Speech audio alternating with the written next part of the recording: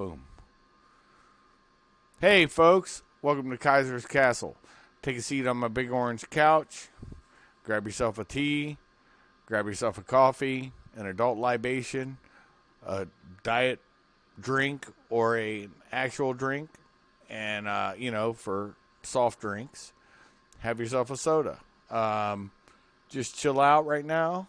And my brother Baz and I, we're going to do version 1.5 because the last one I have to record, and because of his days off, we had to take a couple days to put this out. So we're going to do it now. We tried to do it a few days ago, and of course it went nowhere. So, as I was promising, we're going to hit a little bit on mentoring, and we're going to talk experience as much as he feels safe about sharing and as much as I do. And we're going to share some pictures on things and talk about them. So, Baz, welcome to Kaiser's Castle. How you been, brother? Yeah, busy brother, but it's good to be back on your big orange sofa. Yeah, let's say busy, family, work, just the general shit you've got to deal with. Yeah, but it's good to be back on here. It's getting sort of a regular thing now, which is always good, brother. Always good to share experiences from both sides of the water. How have you been? Oh, I've been outstanding. I'm glad we share it from across the pond. We shared more than that, of course, different times, different dates, or different places and same times and dates. But it's interesting, the more we talk, the more we find commonality in our experience. And I think that's international, and that's my belief. Yeah, like I say, it's we keep banging on about it, that same fight and all that good stuff. But again, we all come from the same stock, the same breed, as do the people listening. Obviously, they're listening for a reason because they're either, kindred spirits that they agree or disagree with some of the things we say because obviously disagreement and debate it's healthy. It's how wars are avoided, how battles avoided, which is something that it's lacking nowadays in society. Debating is it's everybody wants to have their say, but nobody wants to listen to anybody else. And you see it massively with the left, especially in the states. Um, like you've got Shapiro, but no one wants to listen to him. No one wants to listen to him Right. whatsoever. Right. I agree with you totally, brother. There's something where gentlemen can disagree. And it's kind of a sad thing that a lot of it's in the West, honestly. It's not just England and America. It's France, Germany, Belgium, the northern state. When I say states, I always mean capital S, not small s, like in America. Like Finland, Switzerland, Yeah. Sweden, those kind of things. So I think it's almost a suicidal tendency, but that's just my two thoughts. Your thoughts, bro? Yeah, let's say it's again, depending on what nation you come from, it's each nation's got their own sort of individual problems, but they usually stem from the same thing. It's just that inability to accept that somebody's got a different opinion, and their opinion might be right, but again, you're not willing or broad-minded enough to see that it's your way, the highway, and it's creating massive divides. You know what I mean? Divisions through people, like the Democrats and Republicans in the states, those for Trump, those massively against Trump, on their hands and knees beating the chests because he's been elected. Um, even to this day, the hounding this guy, whether you agree with not so much his policies, but him as a person. Some people say he's wrong, he's the wrong man for the job. Um, yeah, he might have made a few snafus in the past, or even as POTUS. But at the end of the day, you've got to look at how your nation is doing. There's no getting away from the fact that your employment rate is at all time low. I mean, things are happening. He's not afraid to stick fucking foot to ass. You know what I mean? He's not afraid to say, right, this is a fucking problem. Why are we paying this country X amount of billion pounds or dollars a year when they're basically giving us fuck all back? Let's stop paying Right. them. You know what I mean? People are gasping. Oh, they can't fucking do that. Well, guess what? I can. I'm the fucking president of the United States. You know, and it's the same over here with this Brexit stuff. It's the same in Europe. Europe's fucking imploding massively. You look what's going on in France. You've got other countries around the European Union seeing what's going on with this Brexit fucking malarkey, and then they're just biding the time. You look at like some of the Scandinavian countries that there's always a standing joke on like social media, like oh, Britain's an Islamist nation. Some of that comes from Britain. I'll tell you now, that's not the case. There's certain places in the UK that have large, you know what I mean, demographic areas of those of the Right. Islamic faith, and there is areas like any nation has areas in main cities where in quotation marks, it's no go. You know that you wouldn't walk down by yourself, but you could walk down areas oh well, not walk down the areas in the US where the majority of Hispanic, you know what I mean, Hispanic culture, black culture, even white culture. And there's places like that are there, but you look at places like the Scandinavia, and it is getting quite bad where they're actually patrolling the streets and committing acts of violence against people because they're drinking in the streets, even though it's not a Muslim, a predominantly Muslim area, you know. So it is getting quite bad. Um, I have uh, I have seen different stories and different issues, and you can speak to this directly, where there are like Sharia law police, like the Mutawa in the Kingdom of Saudi Arabia, in like France and England. They just have it written in Arabic on their backs, you know, the yellow vest kind of thing, or green vest like the police wear, and then in Arabic on the back. They're trying to enforce Sharia law in those two countries. Can you verify, at least in your own country, that that is a fact? it's something I've never seen. I've heard of it, but I'll set the record straight. These are in no way, shape, or form official groups. They're a bit like Right, right, they're a bit like the Bloods of the Crips walking around their neighbourhoods, enforcing their law. You know what I mean? It holds no ground or whatsoever. And these fucking idiots are walking around with it written in Arabic on the back, Sharia police, or you know what I mean, whatever they want to call themselves. I can guarantee it'll be in their neighbourhoods because you walk into any predominantly white neighbourhood in the UK. Let's say working class neighbourhood with Sharia police on the back, and you best put that can down. Those fuckers will get their heads turned inside out. You know, oh it's yeah, it's predominantly neighbourhoods that have got a large denomination of Muslims that'll be happening where they outnumber white people or black people or whoever. You know, I can't comment on places like France and Germany. right, right, France has got a bigger problem that we have because they're part of mainland Europe, easy to get into.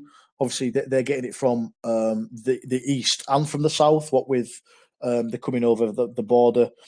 I'll say the border, Iranian from like North Africa, like Moroccans, Algerians, Libyans, and places like your main places like that, coming up through Spain or just landing right. on the southern coast of France. You know what I mean? So they get it a lot harder than we do. I mean, I've been to Paris a number of times, um, and there is places in Paris that you would not go down. You know what I mean? Even the police that don't really venture down there. There's not many places like that in the UK, thankfully.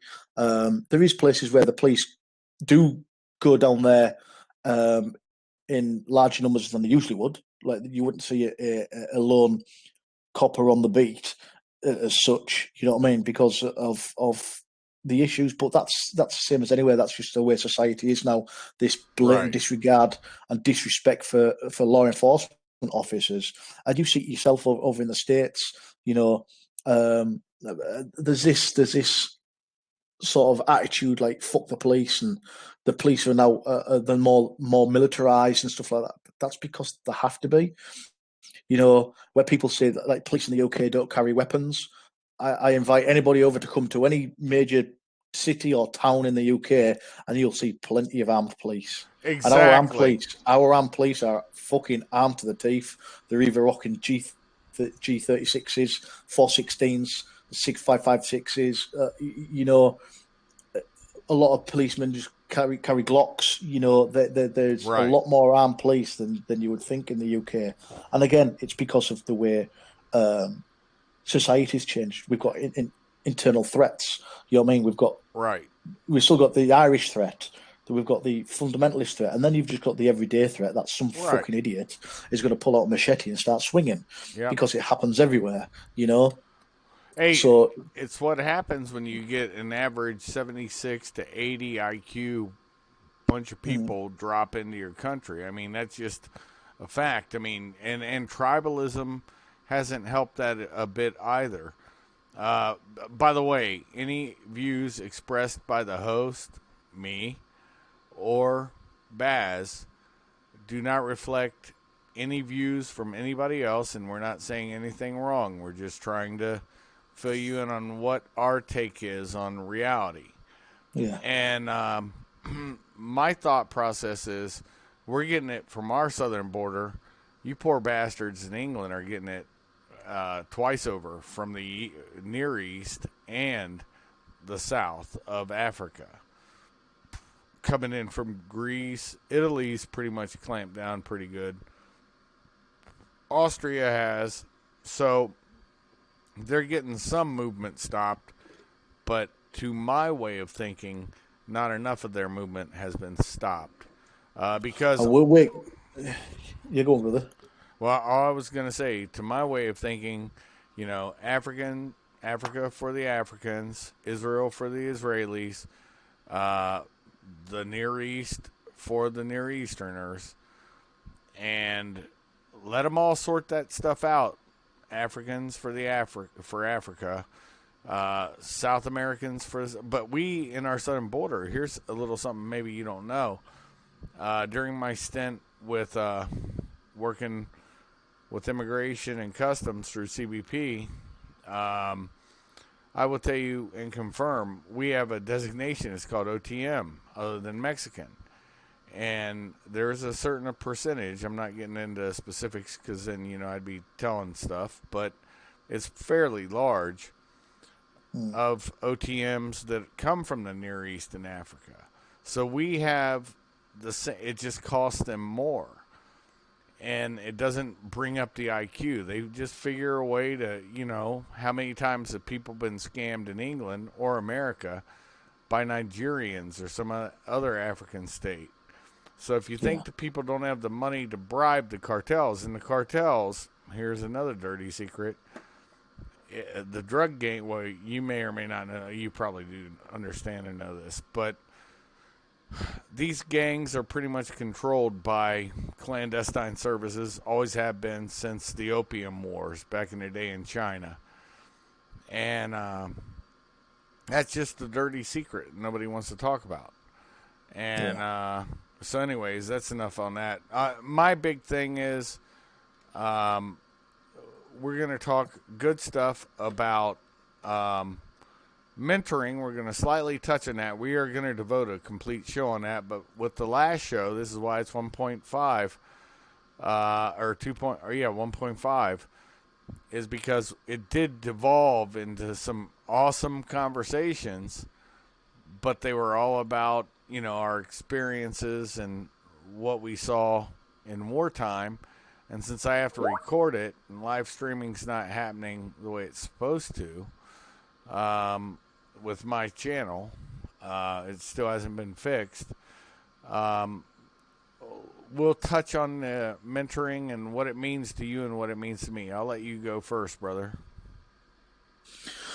yeah. Like I say, I mean, we've touched on it before, mate. On our mentors, who's had an effect on our lives. Um, we come from sort of a bit of a different mentor background where you've had some good mentors and I've had not some good mentors. I think I've already mentioned that on the show where it was easily found to be led astray. I was easily found to be led astray by the wrong type of people that I first sort of came into contact with in the military. And again, the work mentors as such. I sort of I use that experience to sort of make myself a better mentor. You know, um, I have had mentors, mm, more of akin lineage wise, as in peer wise, as in friends who I've worked alongside, mostly the same rank, and it's just the lessons I've learned from them, and the lessons they've learned from me. It's sort of like joint mentorship, if you know what I mean. Um, Yep. I mean, there is sort of.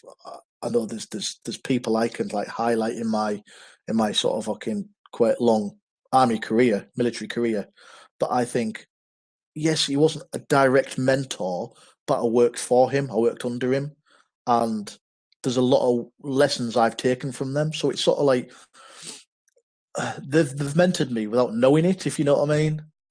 Even up Yep. until about 5 6 years ago, I worked for a guy, and he's one of the best people I've worked for, and he was very that sort of like Gunny Hartman. You know, he was firm but fair. You know, he was very like that, and he didn't. I heard him shout once in a good few years because he didn't need to, because you knew when he was talking to you, and you could see the disappointment in his eyes. If you know what I mean, you know you'd fucked up. He didn't need to, and it was a good way of dealing with things. And I mean, this fucking guy operating on 3 hours sleep a night, you know, working for him, I think I was operating on like 3.5 hours sleep a night. You know, the fucker would be stood over you at 4 o'clock in the morning, but it was for a reason. You know, even as I mean this is at the point in my career where I wasn't, you know what I mean, I was quite high up. So it wasn't I was just some boot or something like that. You know what I mean? I was a manager Right. of soldiers at this point, and but he still expected the best. You know what I mean? He was up half an hour before me. He wanted me half an hour up before everybody else. It just so happened that we were up about fucking 4 hours before everybody else, because that's just like the type of guy he was. Yeah, he was a good guy to work for. So even still, as you go later on in life, it doesn't mean that you can't be mentored. You know, you might think that you're done with it all, that you know everything in life, that your life, all the lessons that you've learned are the lessons that you're going to carry until the day you die. You never know. Every day's a fucking school day. You know, you can That's meet a mentor without even knowing it. that is so fucking true, brother. I found, and we talked about this on the show that never aired. Yeah, I'm a bastard, just like you are. We're both mean bastards, folks. But the funny part about that is we actually know where we're coming from, because yeah, he may not have had perfect mentors in the beginning, but where my deficiencies were, luckily I joined the Army first, not the Marine Corps. And then in the Marine Corps, I found great mentors. And he's exactly right. You can find somebody that wants to mentor you, but there is something that I tell young people all the time: take your time and decide who you want to mentor you, because there are pitfalls and on both sides, and a mentor needs to know when to sever relations, and so does the mentee. Your thoughts on that, brother? Yeah, yeah, it's certainly you've got to sever the apron strings at some point, you know, where you've got to actually make the call. I mean, it might be them make the call, you make the call, and it's usually the mentor that makes the call. You put these sort of systems in place where, okay, I've taught you everything I think I need to teach you for you to carry out your role as professionally or personally. Now you need to go and fucking do it yourself. You know, and obviously before you do that, you're going to put in certain sort of like processes, tests, let's say. Pardon me. And Right. yeah, it's. I mean, even to this day, I was talking to a close friend just today who's going through a bit of trouble, um, personally, that I went through no more than 12, 14 months ago. So even though it was sort of like short term, and I've known this guy for a good number of years, I found mentoring him today. You know, it was a good few hours. I sat down and I said, right, this is what happened. This is what I went through. Um, these are the lessons I learned from that. And what you need to do now is you can go from, instead of going from steps 1 2 3 4 5 6 7 8 9 10, like I did the hard way. I can give you a shortcut to get to the end with a better result, because I Right. can give you the advice, the mentorship, the friendship, that shoulder to cry on, and all that good stuff that will make your journey to a desired outcome a lot quicker and a lot smoother and a lot easier, with a lot less struggle and heartache, if you know what I mean. You know where I'm coming from at that. Oh, So completely. it's sort of like ad hoc mentoring. You know, you wake up one morning, you find yourself like mentoring can last for years. It can last for months. That lasted for 3 hours. You know what I mean? It was sort of like Yeah. a crash course on how to do this and do it well, mate. There And you go. And it's like he's walked away from this conversation like, first of all, he had a black wall in front of him. Where the fuck do I go here? And now he's like, I've given him clear paths, clear directions. You're going to come to a junction that you need to make a decision on, and only you can make that decision. I've armed you with as much information as I can. Now it's up to you to go and do it off your fucking trot. You know, I mean, that's what my thoughts are on it, mate. no, I totally agree. I call that kind of, I don't know if I'd call it mentorship, but I like to call that like a life experience sharing, which I guess is kind of mentorship, but the deeper mentorship is where you invest massive time, and have from your Yeah. story, you've known him for years, so you know his whole backstory. So there's probably been some mutual mentorship going both ways, I'm assuming. Yeah, And he worked. He worked for me for a number of years anyway. So cool. he has been one of my mentees, very closely, if you know what I mean. Not without blowing me on trumpet, but I've brought him on quite far. I've given him a lot better skill set, and he works way above his station comfortably, if you know what I mean. And on his own admission, he wouldn't be able to do that without me being that mentor. You Right. know, um, and I would dare say it's a 50-50 sort of input on that. He's got there where he is, not because I've done it, but he's used my mentorship as a massive sort of like step ladder to get above the game, if you know. So it's like I can dip in and out with mentorship with him because there's that relationship already there. I'm not building a level of trust, building a level of understanding of Right. why am I being your mentor?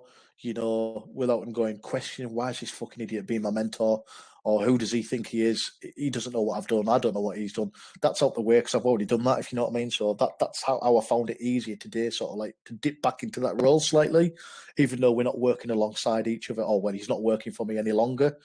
You know, because we've gone down It different two paths, but we're still close friends. it becomes flawless. It with me and my mentees, they all know. They can come to me at any time. Former mentees, and it's the same way. And that's why I was assuming that you already had a relationship, because I know you Yeah, wouldn't try to give somebody advice. That's the thing. Giving somebody advice without having bonds of trust, uh, that can become a little problematic. And so, just knowing you as the man you are, and you knowing me, I can always go to my old mentors that are still alive. Thank God. I mean, one of them's 80 some years old, bruh. And the other one's pushing 60. But it all comes, and now I'm 50, so I mean, uh, be 51 this year. But long in the tooth, brother. I'll tell you you're this. getting What there. One thing I do know is, yeah, I can still move and maneuver and do the things I need to do. In a combat situation, I think adrenaline and quote unquote the force. I'm making a joke, dude, on a bad series. The first three movies are great, but these last ones, man, they're all Mary Sue. Every one of them, I just do not like after the original ones. It's just not my thing. But matter of fact, we're gonna do a show on that, brother. Let's commit to Yeah, we that. need to, don't we? Yeah, yeah, Movies, Hollywood, Holly, yeah. Hollywood. Oh, and their agenda. But the more interesting thing is as you have gotten that experience and you've gone through things other people haven't, you know, I could no more than a man on the moon give any advice. I've been married 26 years, right? I could not tell somebody who's getting a divorce how to deal with that. Even one of my mentees. I'd be like, my Yeah, first thing would be like, work it out with her as much as you can. Um, if their wife or girlfriend wanted to get an abortion, I would no more than a man on the moon be able to tell him how to do that, and how to cope with that. That's not my forte. If he's asking me this situation comes up, what is the proper decision in our theater of expertise and our scope of expertise that we have? And there's some overlap. I mean, not a lot, but there's a little bit. I mean, a soldier's a soldier, an assassin's an assassin. A man who carries arms anywhere. They all have one commonality. They know how to, locate, close with, and destroy the enemy of our nations.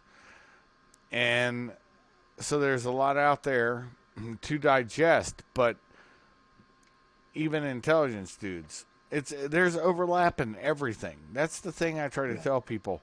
They don't understand that mentors come in many different shapes and sizes, and they need to be used and discarded when not needed, when their mentorship is no longer needed. That's fine. Nobody should have any heartache, and if they do, the mentor or the mentee has different issues.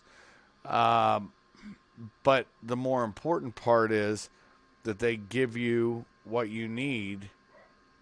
And honestly, mentorship, just like teaching, and you know this too, brother, uh, we get more from them than they've ever given, than we've ever given them.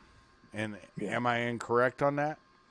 Love your take. No, like I say, I've in the line of work that I've did up until a few years ago, two, three, four, well, 3 years ago, I was an instructor on several sort of what I'll call niche trades or niche. We don't have MOSs. There wasn't many of us within the British Army. I'll put it that way. Um, and therefore I was exposed to a lot of people because of the high demand of my training. I was in high demand because there wasn't many of us. That's what I'm trying to get across. Um, Right. and I've had various or thousands of different colours of character come in front of me, and I would dare say I've learnt a lot from the people I've instructed over the years, and not just SF guys or niche trades themselves. As your line soldier, your line marine, you know what I mean? Just a normal rifleman, a normal grunt, or a normal logistics specialist, or whatever. Each has brought their own sort of take on things. Um, and sometimes you're really lucky. You'll come into contact with that one person where, even as an instructor, you just bounce off each other, you know, and he's putting in his input to your lessons as such that make the overall experience of you instructing and you getting your knowledge and your skills or the skills that they need into them an enjoyable experience, Oh, a not so yeah. enjoyable experience. You take away from that and then you instill that on the next course you run and the next course you run, and then it's just like adding different bits. There's a picture that you're putting up on this on this show. And one of the reasons that we're going to speak today is the changes within the military from sort of the 80s and 90s up until current day. And it was the old Right. 16A1, and what it is now, with the SOP mod, the M4 platform SOP mod with the PEQ, the suppressor, and it's got the Elcan Spectre on it and all that good stuff, you know. And that's how your lessons start off. As I say, as an instructor, you start off as the M16A1. You know what I mean? With the bayonet attachment.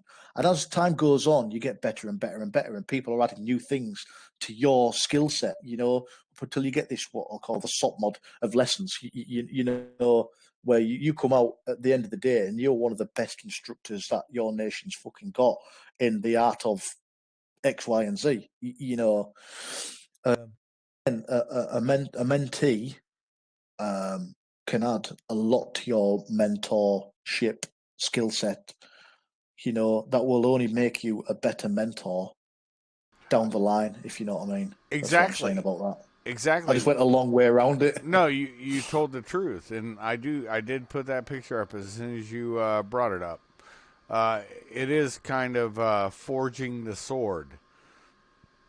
That's kind of a euphemism I use a lot with my Yeah, mentees. like Damascus steel, just another fall to the blade. It's the fault of the forger. Yes, if the blade breaks, the forger was wrong. And of course, in human terms, it's instilling loyalty, honor, and a sense that you will always take the proper decision, and it's your responsibility. So you have complete ownership over it. Nobody else does. Um, I joked around on my page. Shoot, the old M203 grenade launcher they have on that's old school now. Now that's the Yeah, H&K side one. yeah, It's a side piece. That's what I UGL. used to joke. Yeah, that's what I used to joke around calling it the side piece. But Well, what we don't actually put them on our rifles anymore because obviously they weigh a fucking ton. So we call them the pirate gun. yep, So what we do is we have a bungee cord just around our neck. yep, That's what we call it, the pirate gun. c- Obviously, it's kicking off. We just pull it out and fucking boom, pop off a fucking round. yep, High explosive, 40 mil. Yeah, so we call it the pirate gun. yep. No, I get it because it comes with both the attachment rail and you can quick detach and put it on that foreign buttstock, Yeah, the flip buttstock, side flip buttstock, and it's a fine. It becomes a blooper gun then, and yeah, that's the perfect way to carry it. When I came in, we had the triangle four ends, for the front furniture, and of course the hard plastic stocks, and that was in the Army. It was the M16A1s when I came in, which were fully automatic, which waste a tremendous amount of fire. And by the time I went into the Marine Corps in '88, um, we had the M16A2s in boot camp. And us and I think the 82nd, maybe the 101st, and a couple other units had those. And it was rounded. It had not stippling, that's a wrong term, but it's like ribbing. ridged in it. Yeah, Yeah, ribbing for a better grip. And still had unless you're using an XM, they still had them back in the day, the XM 177s, which were the short barrel carbines, and they had the collapsible stocks. But the regular thing you're taking in boot camp was not Army boot camp, but Marine Corps boot camp was the M16A2, and it was select fire to a 3-round burst. And the reason why they call it select fire is it's an actual assault weapon. Assault weapon means something.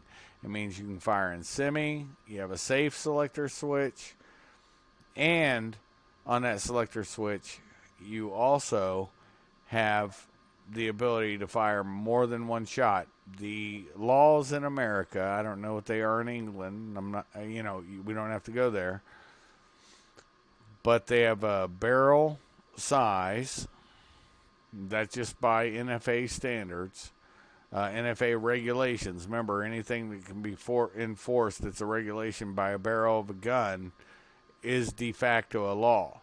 So they have, the standard of the barrel, 19 inches. They have, you can't have a selector switch that's capable of going anything other than safe and semi automatic. And honestly, I think I can count on,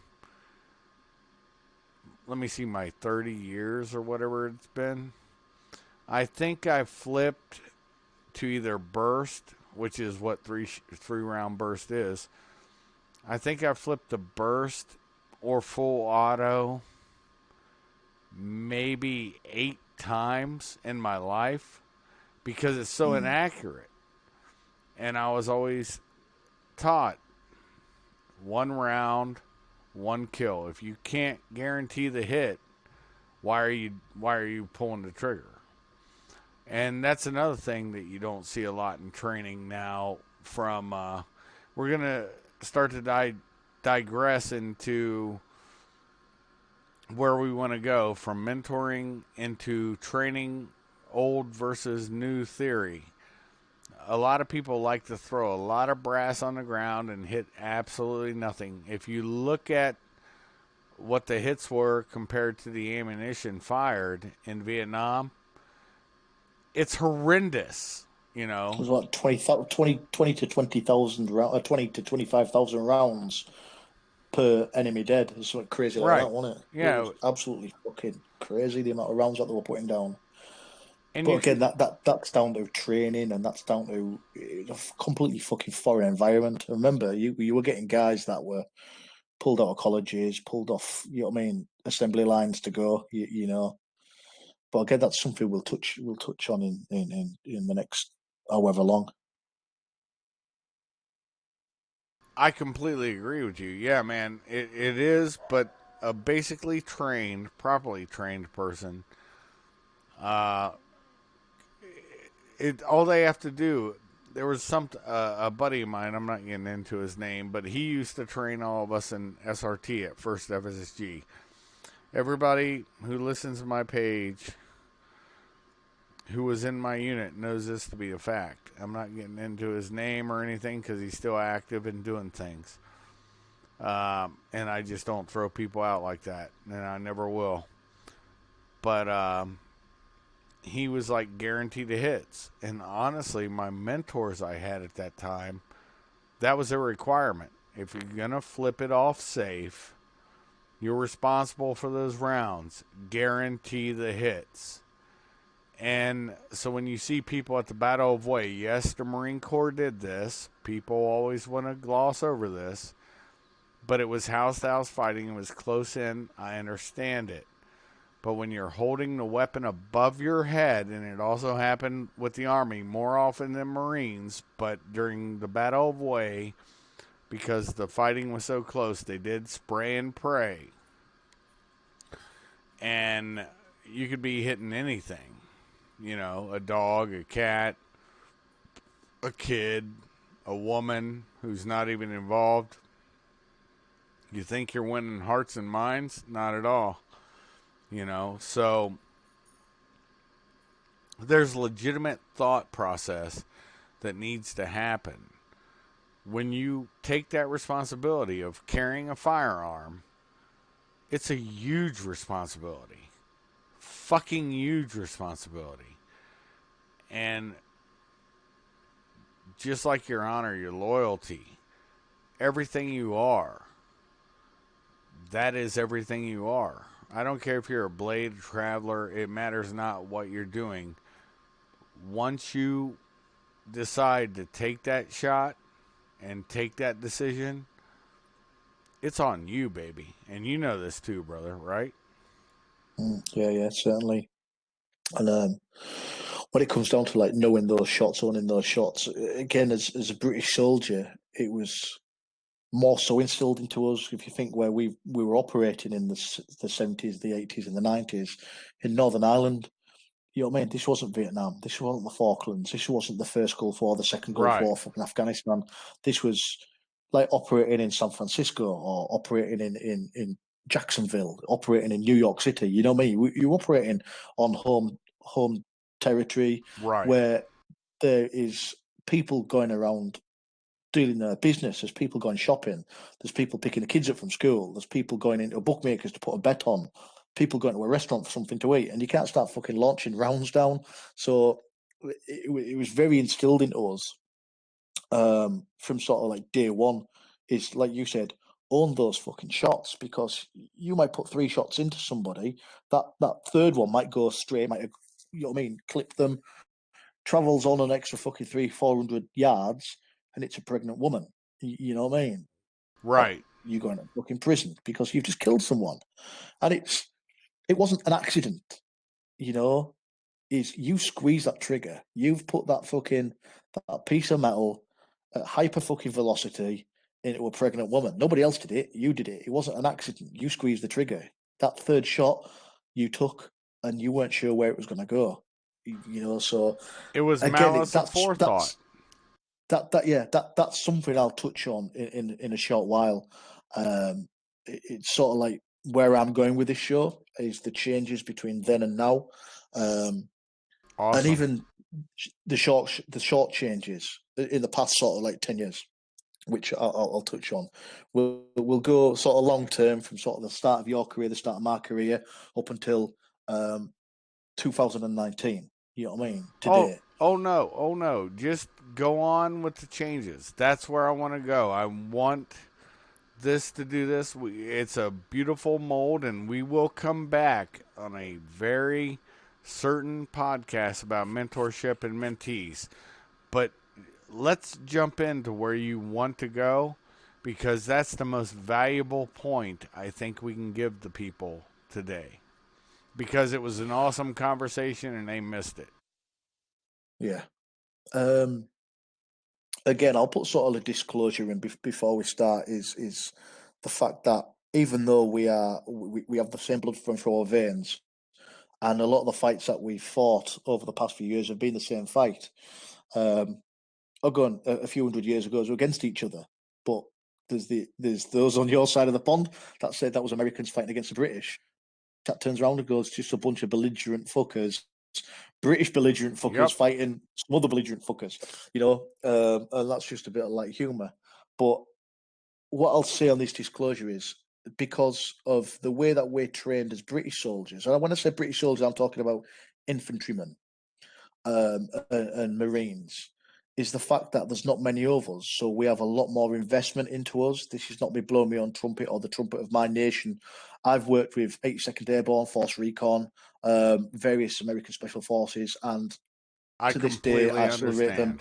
as some of the best forces on the planet because you are, you know, but what you've got to look at your military and our military is the vast differences. Not so much technologically, but in numbers alone. You can throw a division of people, a division of soldiers with all the accoutrements of the armor, the artillery, the fucking block, and all the rest of it in a blink of an eye, where we can't. You know what I mean? Because there's not many of us, so we have a lot more sort of investment into the average soldier than someone or some nations the size of the US, of Russia, as China, as um, again, it's just because we've got not many of us, and we need to get the job done. So that's where I'm going with that.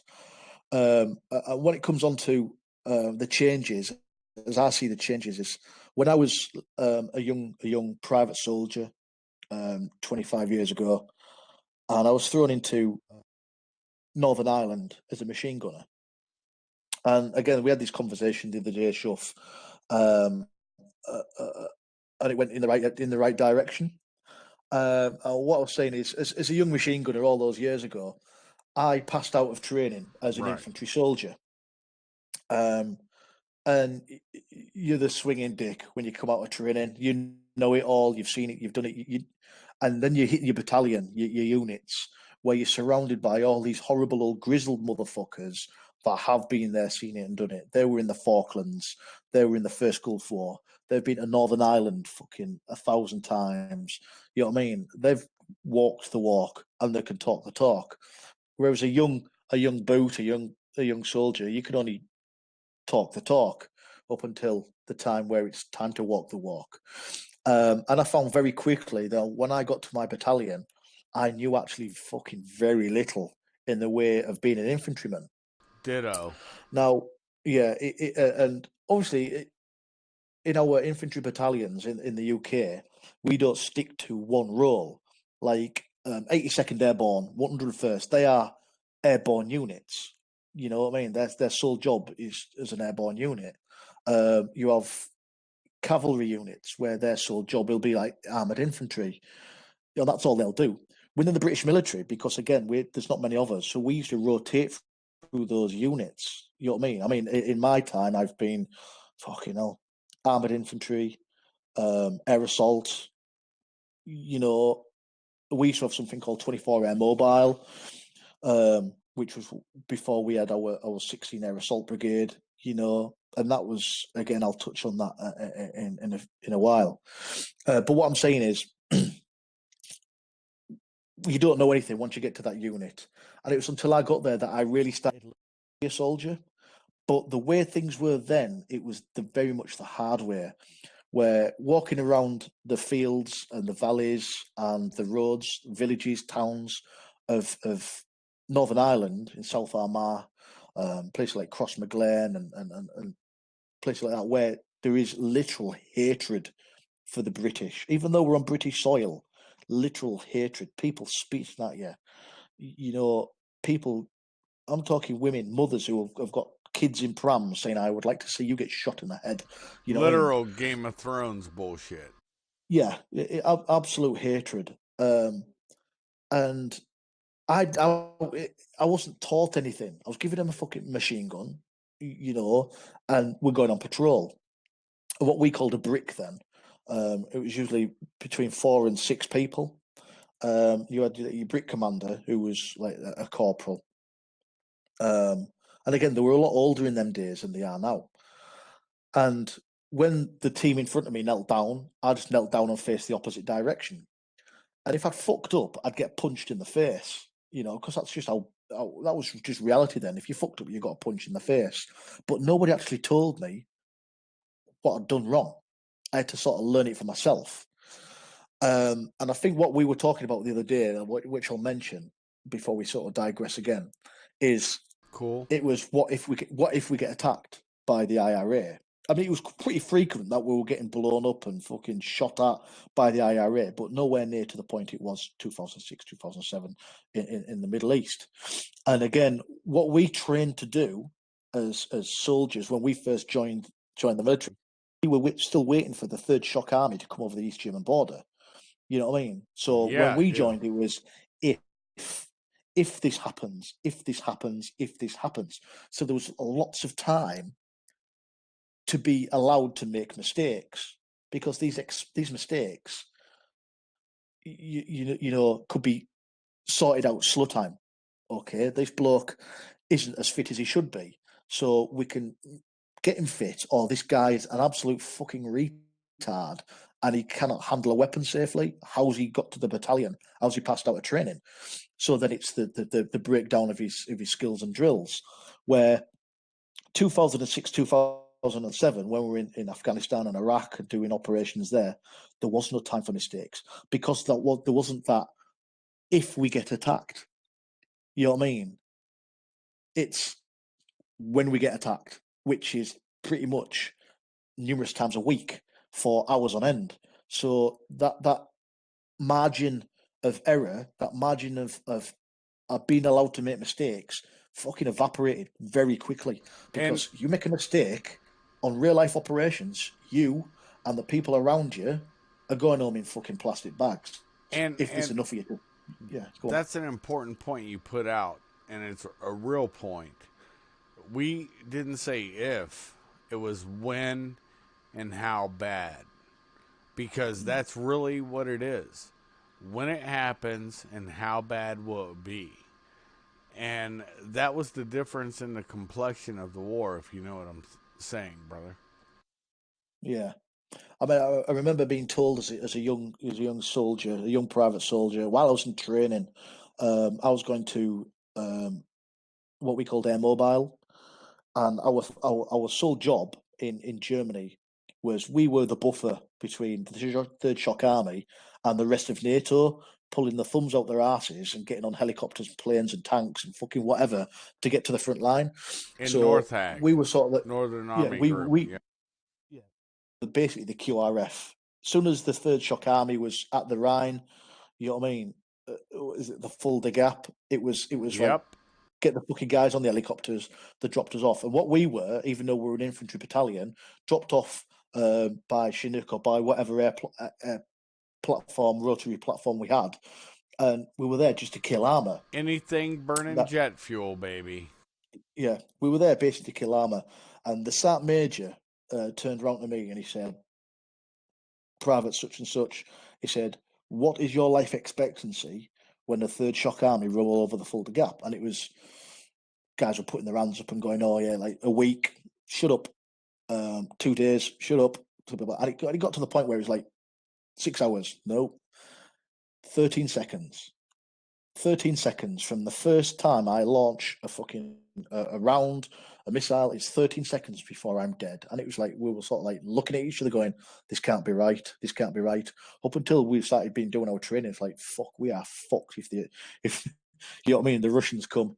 And he said, I don't care how long you live. He said, but before you die, you will take out one piece of Russian armor, or I'll fucking kill you myself. You know what I Yeah, mean? and on the So Army that's what we side, in the U.S., the Army side, it was you had to take out 10 soldiers and one piece of armor because it was that. Nobody understands. During the Soviets, they weren't Russians, they were the Soviet Union.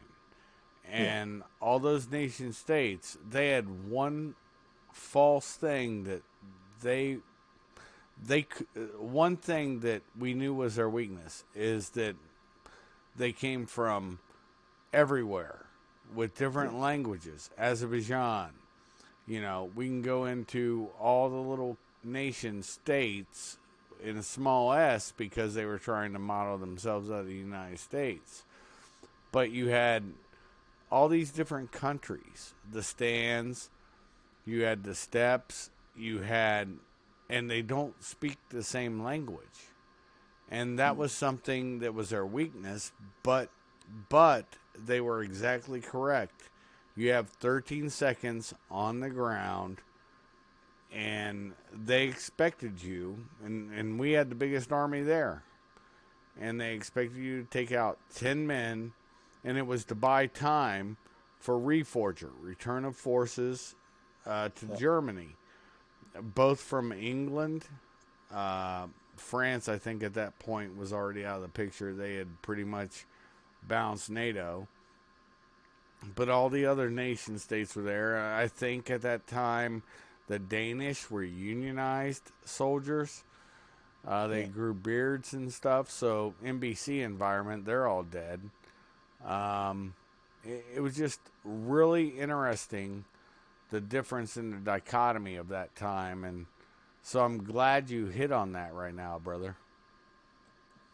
Yeah, let's say nowadays oh well, I say nowadays because again we're a generation of soldiers ahead now of the Iraq Afghanistan conflict. You know what I mean? There's not many guys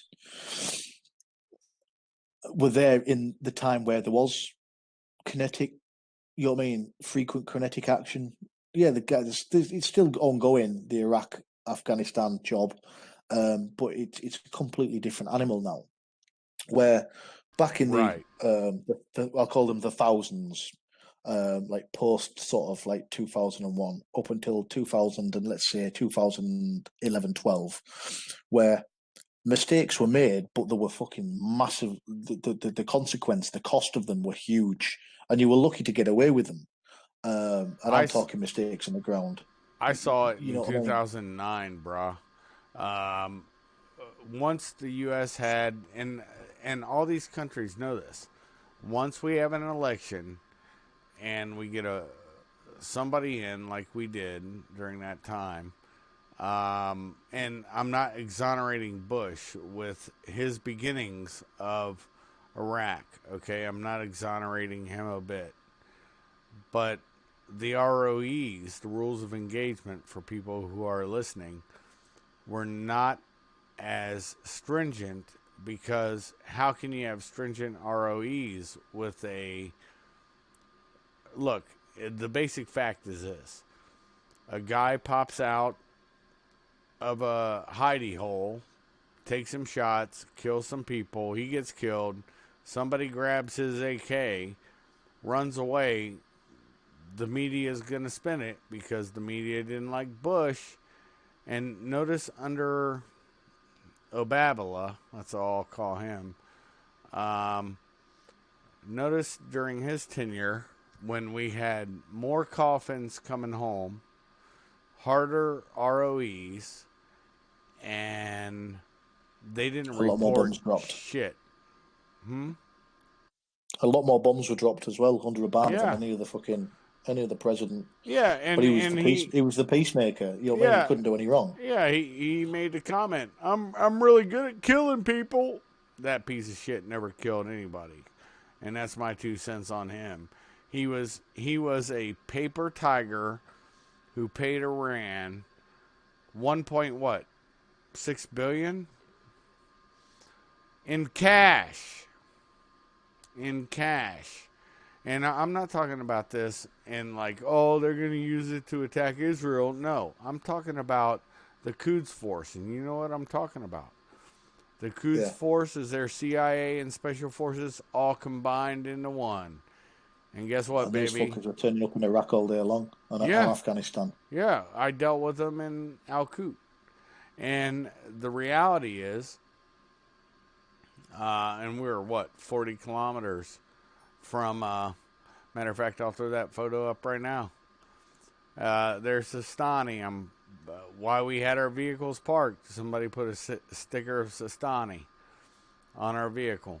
And it was absolutely amazing that our IPs, who we trained, of course, they didn't allow them to put anything else there, but they allowed them to put that. Of course, we pulled that sticker off.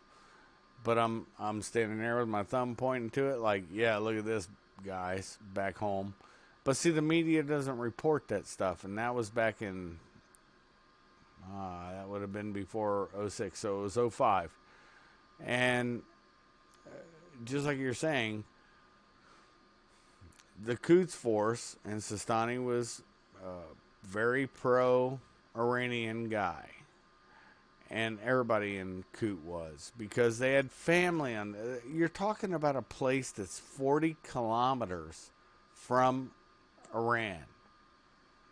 You're talking about a place where I've physically been to the mass graves.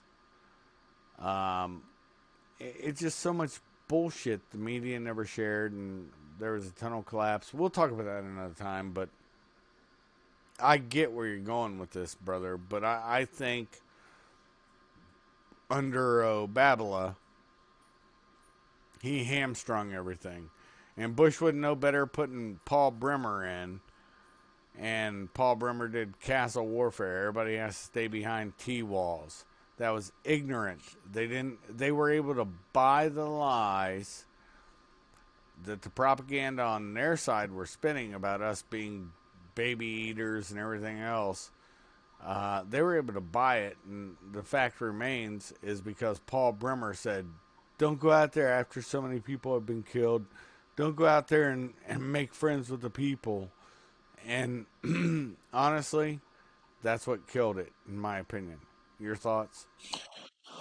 Yeah, well, obviously there was the Bremer decision to sort of like nullify the police and the certainly the military.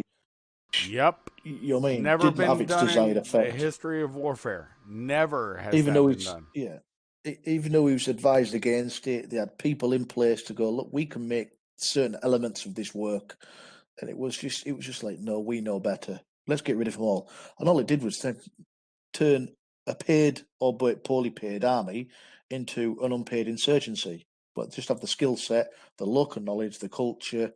You know what I mean? To basically found a very effective insurgency, which was just it wasn't leeching anybody. It was just sucking in people from all the surrounding, well, not so much the surrounding areas. You know what I mean? From all over the Middle East.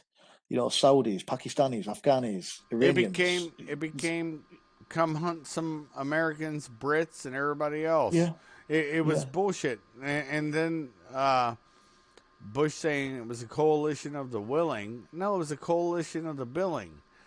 He looted our treasury to pay the nation states that were there. That's a fact. Nobody can deny. And so I agree with RYP, Robert Young Pelton's assessment. He's the one who came up with it, and I laughed when we were talking that time.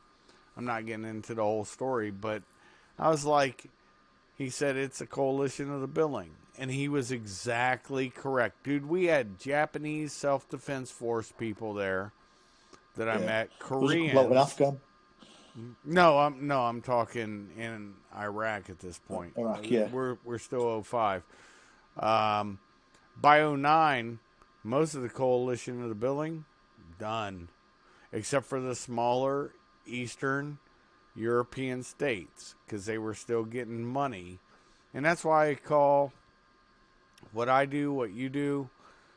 In all honesty, it was more honest before during the time when you had actual mercenaries, mercenary units, the English companies to be exact, and it was way before we made that agreement and had nation states take over the fighting.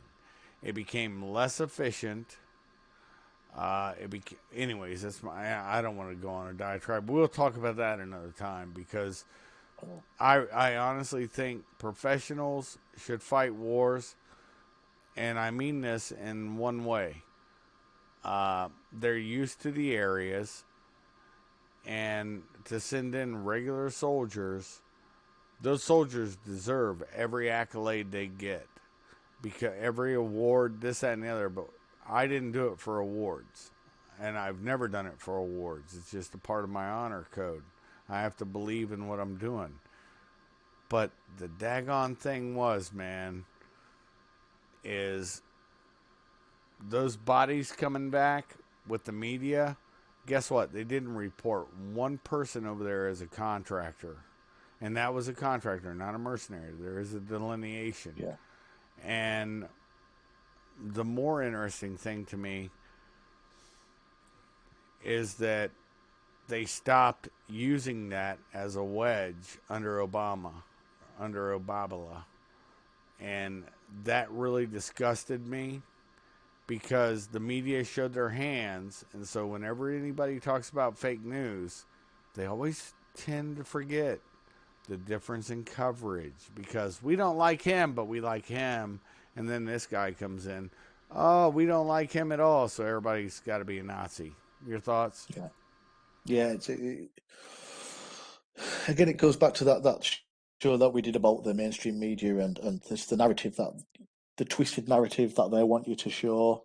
And again, and not just that, we touched on the other night when we were speaking that didn't go up of the hunger, not so much the hunger, but the actual willingness of society, your nation, your public, to still see coffins come back.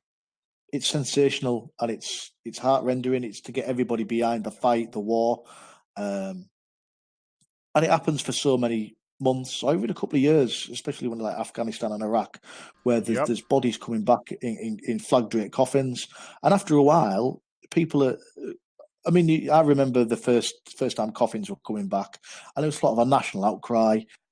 Or like the majority rallied behind the forces, you know, and it was like people were crying, and it was like shocking. Our men and women, our boys and girls are coming back in fucking pieces, and then after a while, it'd be something that you'd glance up at the TV or the newspaper as you're having your cereal, and you just become, as a member of the public, desensitized to a certain extent of seeing people come back in coffins.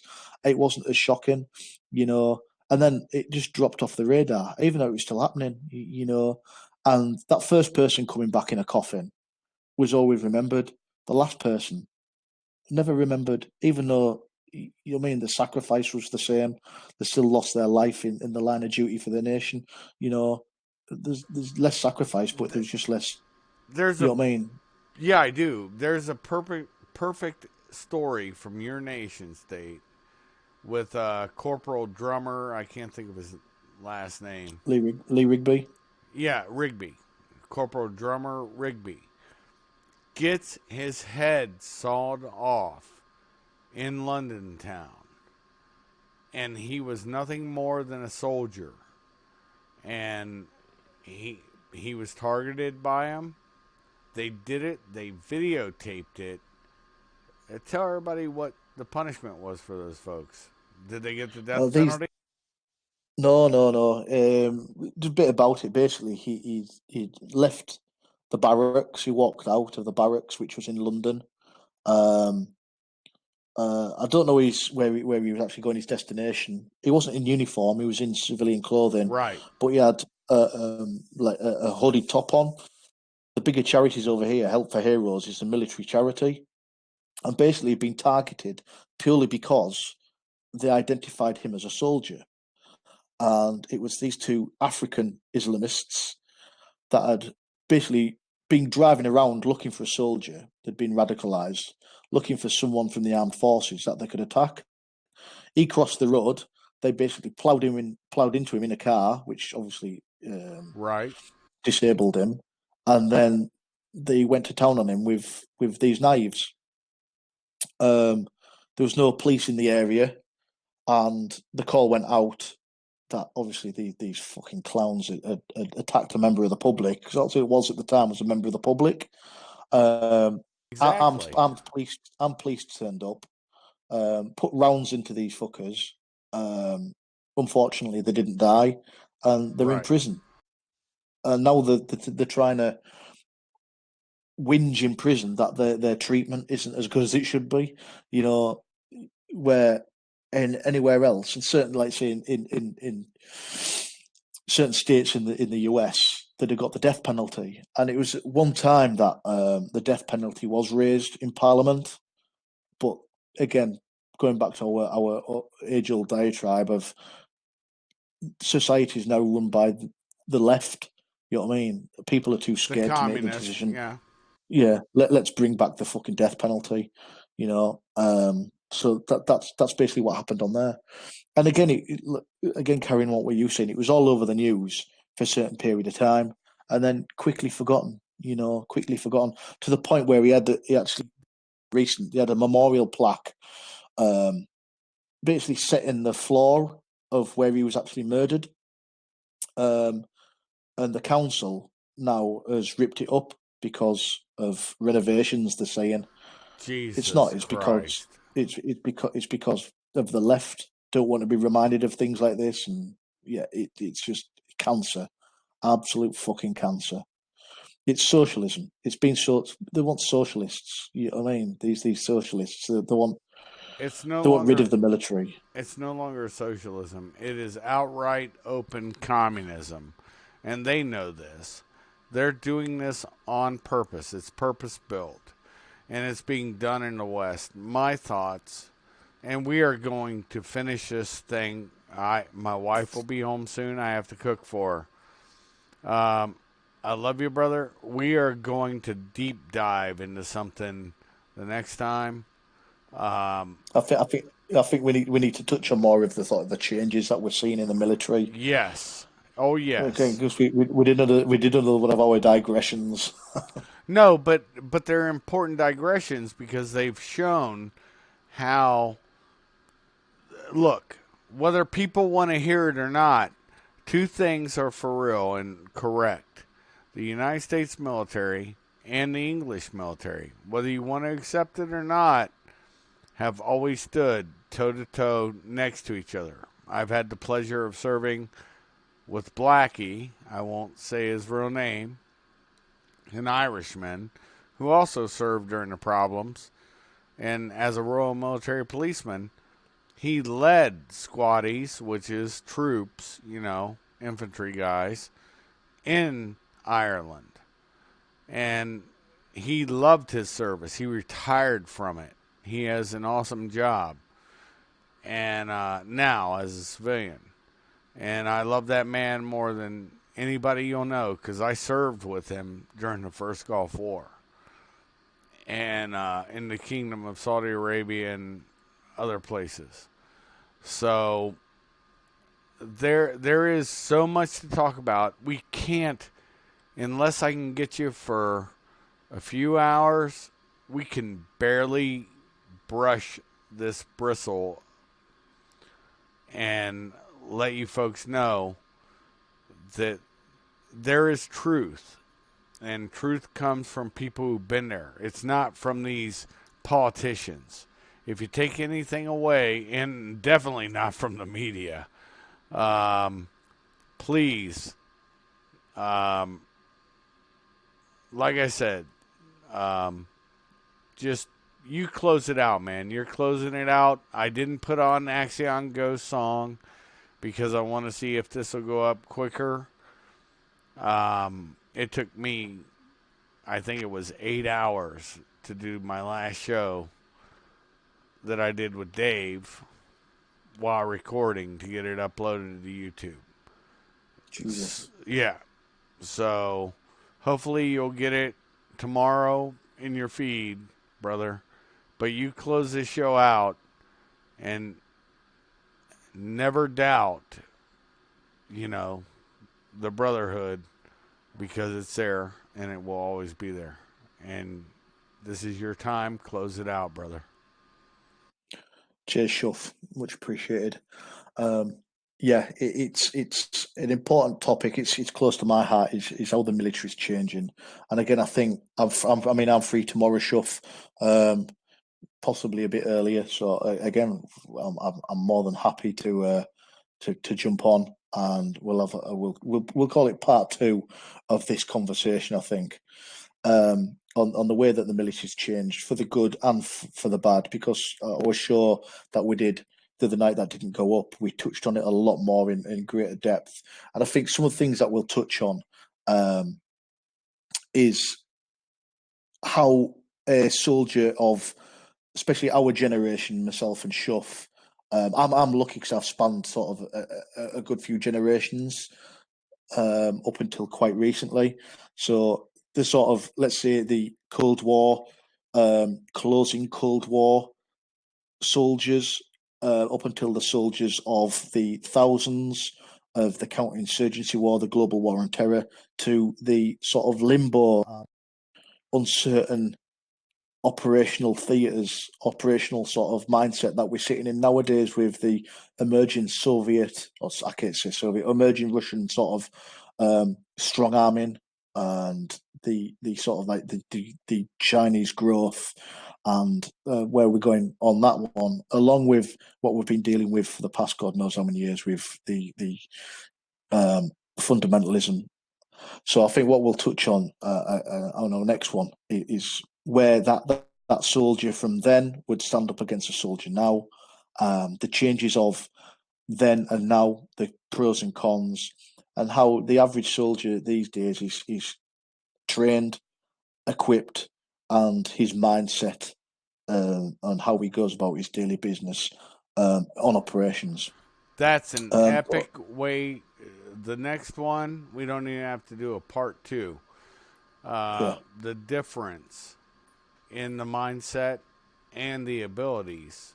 And trust me, I hate to admit this, and probably Baz, you do too.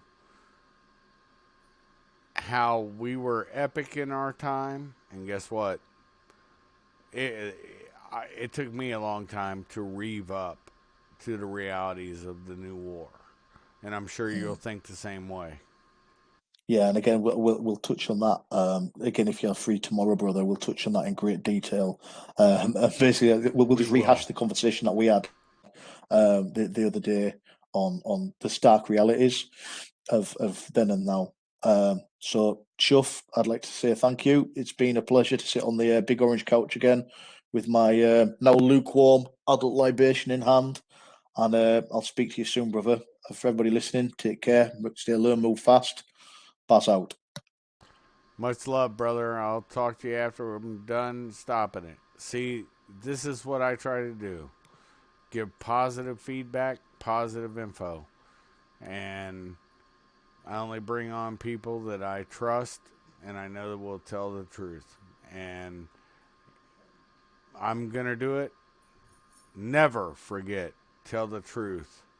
Even when the jail bars are slinging behind you or in front of you, however your orientation is. Even if it means your very death, you tell the truth. You are the reason that everything's done. God bless, be well, be safe. With that being said, you all know this is Shuff out. Bye.